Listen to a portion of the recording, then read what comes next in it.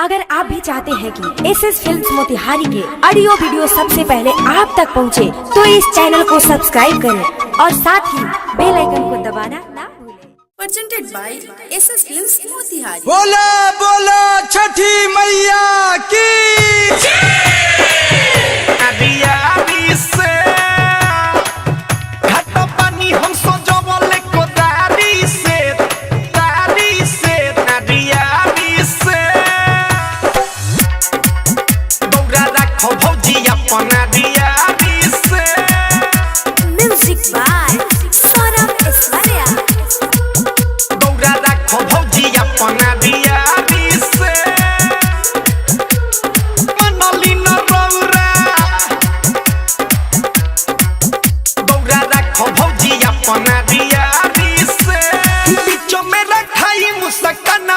सच्चे को होता नहीं बत मनली न रौरा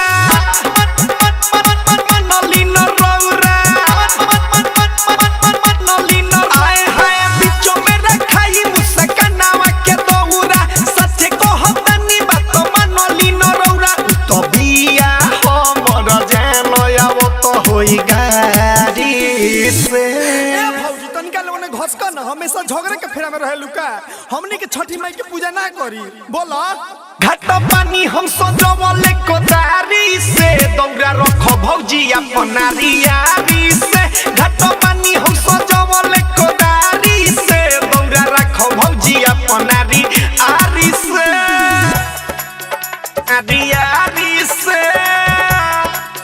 घाट पानी हम सजवले कोदारी से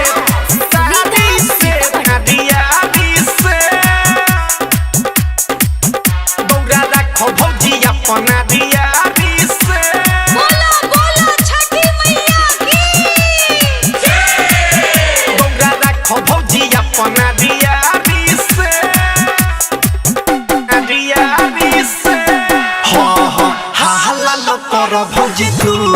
हो छिकोलो बाजा गहाऊ हो छिकोलो बाजा गहाऊ हो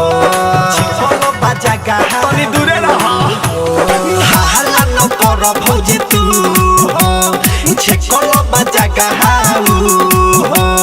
छठी माई के मिलके और गदी हो मुगल बार सूरज हो एही जाऊ बैठेला ठनले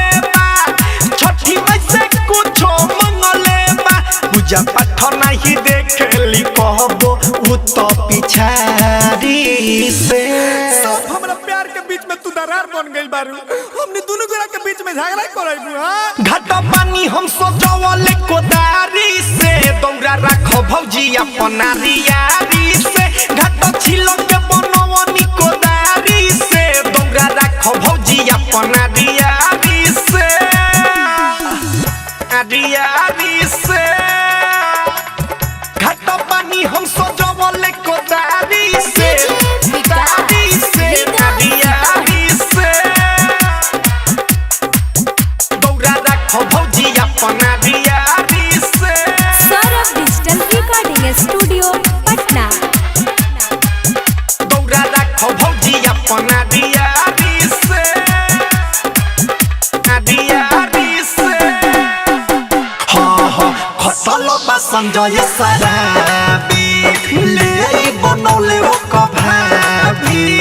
ले बनौले ओ कभाबी ले बनौले ओ कभाबी